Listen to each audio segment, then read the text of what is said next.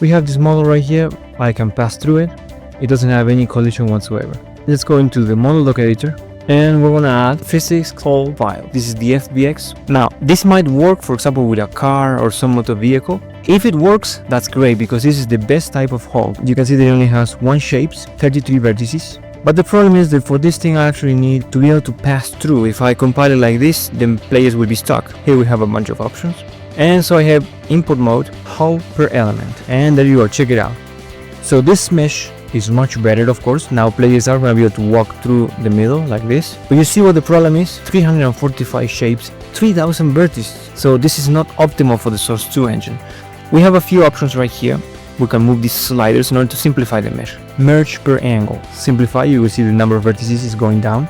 So max vertices per hull. The number of vertices and shapes should begin to decrease. Here we have these other values. Elements that are too small, it's removing them altogether. And this one is elements that are too thin, remove them as well. These options, they can be really good, but in this case, given the complexity of this 3D model, this is not working. So even though I use the same FBX that I use for the model, I'm gonna have to create a different one.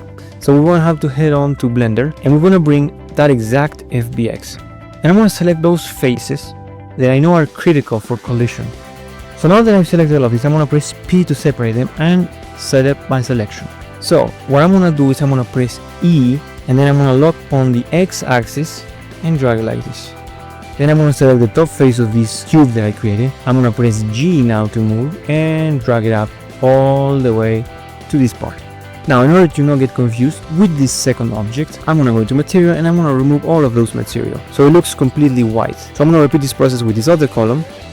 So you press E, lock on the X axis or the axis necessary to extrude it, then select the top face, press G and lock on the Y axis or Z in this case, and drag it up. Now you will export this as an FBX. Hull. Selected objects only. So now let's go into the model doc editor. We're going to import one hull. This only has 32 shapes and 259 vertices. More than 10 times better. So what is this actually going to be? Obviously this I want it to be concrete. Okay, so here's the model. Let's have a look. You see now there's a collision here. And so that's how you create a collision mesh for your props in Counter-Strike 2. See you next time.